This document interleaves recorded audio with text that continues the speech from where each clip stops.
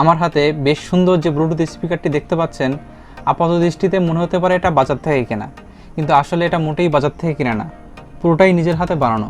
এবং আপনারা চাইলে বাড়িতে বসে এই ব্লুটুথ স্পিকারটি বানাতে পারেন। আর এটি বানাতে আমি খুবই সাধারণ ইলেকট্রিক কম্পোনেন্টস এবং বাড়িতে অব্যবহৃত যে জিনিসগুলো, সেই জিনিসগুলো ব্যবহার করেই এটা বানিয়েছি। আর আপনারা যদি এটিকে বাড়িতে বানাতে চান তাহলে অবশ্যই পুরো ভিডিওটি দেখতে হবে। এই ব্লুটুথ স্পিকারটি আমি আপনাদের মধ্যে গিভঅ্যাওয়ে করতে চলেছি।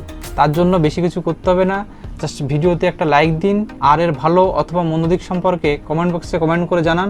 আমি আপনাদের মধ্যে থেকে যে কোনো একজন ভাগ্যবান ব্যক্তিকে এই ব্লুটুথ স্পিকারটি গিভঅ্যাওয়ে করে দেবো। তো চলুন বেশি কথা না বলে এটাকে বানানোর মূল ভিডিওতে যাওয়া যাক।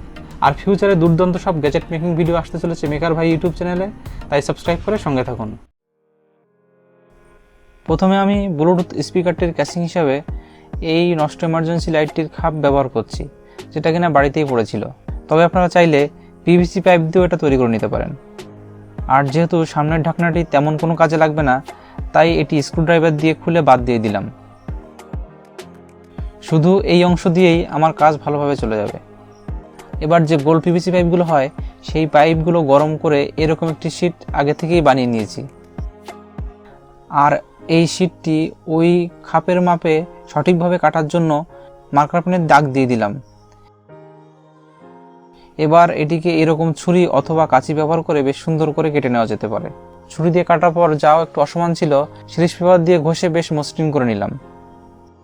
এখন আমি যে স্পিকার দুটি এখানে ব্যবহার করব, সেই মাপে সার্কেল এখানে এঁকে নিয়েছি। এবারও আগের মতো ছুরি এবং সিরিজ পেপার ব্যবহার করে এই গোল অংশটি করেছি, তবে এটা করতে কিন্তু আমাকে বেশ সময় ব্যয় করতে হয়েছে।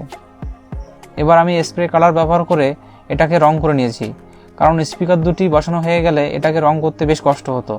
এবার 100 টাকা দিয়ে কেনা এরকম দুটি স্পিকার গ্লুগান আঠা দিয়ে সঠিকভাবে লাগিয়ে দিলাম এবং এর পরপরই সোল্ডারিং আয়রন দিয়ে তার ঝালাই করে এই অংশটুকুর কাজ শেষ করলাম।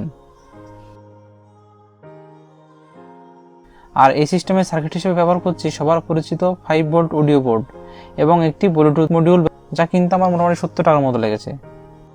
এরপর এই অডিও বোর্ড এবং ব্লুটুথ মডিউলটির মধ্যকার কানেকশনটি সোল্ডারিং আয়রন দিয়ে করে নিলাম এবং এটাকে আমি খুব সুন্দরভাবে দেখানোর চেষ্টা করেছি। না বললেও আপনারা দেখে এই কানেকশনটি সহজেই করে নিতে পারবেন।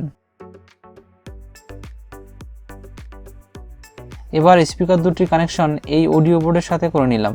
আর এখানে সব মেনশন করা আছে, যে কেউ এটা করে নিতে পারবেন। আর পাওয়ার সোর্স হিসেবে আমি ব্যবহার করেছি 3000 mAh এর বেশ শক্তিশালী একটি লিথিয়াম আয়ন ব্যাটারি এবং ব্যাটারিটিকে ওভারচার্জিংয়ের হাত থেকে রক্ষা করার জন্য 30 টাকা দামের এইরকম একটি চার্জিং মডিউল ব্যাটারির সঙ্গে সোল্ডারিং আয়রন দিয়ে যুক্ত করে দিলাম। সিস্টেমটি অন অফ করার জন্য এইরকম একটি সুইচ ব্যাটারির পজিটিভ অংশে ব্যবহার করলাম এবং নেগেটিভ তারটি ব্যাটারির নেগেটিভ অংশে জুড়ে দিলাম। আর এখানেই আমাদের সব ধরনের সার্কিট কানেকশনের কাজ শেষ হয়ে গেল। এখন প্রথমে যে ক্যাসিংটি নিয়েছিলাম তার এখানে আগে থেকে ছিদ্র ছিল, আর এই সুইচটাও ঠিক ওই মাপেরই, তাই এখানে সুইচটি গ্লুগান আঠা দিয়ে বেশ শক্ত করে লাগিয়ে দিলাম। সুইচটি গ্লুগান আঠা দিয়ে বসানোর পর সার্কিট দুইটি ডাবল সাইডেড গ্লু টেপের সাহায্যে আটকে দিলাম এবং ব্যাটারিটিকেও গ্লুগান আঠা দিয়ে সঠিক জায়গায় লাগালাম। আর এই চার্জিং মডিউলটিকে এই যে ফাঁকা জায়গাটা, সেখানে ফ্লেক্স কুইক আঠা দিয়ে বেশ শক্ত করে লাগিয়ে দিলাম, যাতে সহজে খুলে না যায়। সব ধরনের কাজ শেষ হওয়ার পর এই সামনের স্পিকার সহ খাপটি ক্যাসিংয়ের উপর রেখে ফেভিকুইক আঠা দিয়ে বেশ ভালো করে জুড়ে দিলাম। আর দেখতে ভালো লাগার জন্য মার্কার দিয়ে একটু লাইন টেনে বেশ ডিজাইন করে দিলাম। এর সাথে সাথে ব্লুটুথ স্পিকারটি তৈরি করার সমস্ত প্রসেস শেষ হলো। এবার এটাকে চার্জ করার জন্য মোবাইল ফোনের চার্জারে কানেক্ট করলাম এবং দেখতে পাচ্ছেন যে লাল লাইটটি জ্বলছে, মানে চার্জ হচ্ছে। মোটামুটি 1 ঘন্টা চার্জ করার পর এই রেড লাইটটি ব্লু হয়ে গেছে, মানে চার্জ কমপ্লিট হয়ে গেছে। এবার এটাকে ফোনের সঙ্গে কানেক্ট করে গান শুনে দেখতে হবে কেমন হলো।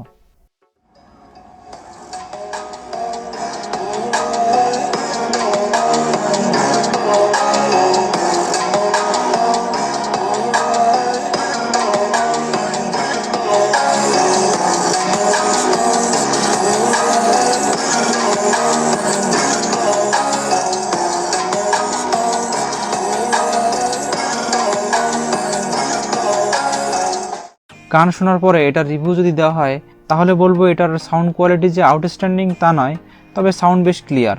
আর এটার ব্যাটারি ব্যাকআপ যদি বলেন তাহলে 50% সাউন্ডে শুনলে 2.5 ঘন্টার মতো চলে আর কি। আর এই ছিল আমার ব্লুটুথ স্পিকারের আদ্যপান্ত।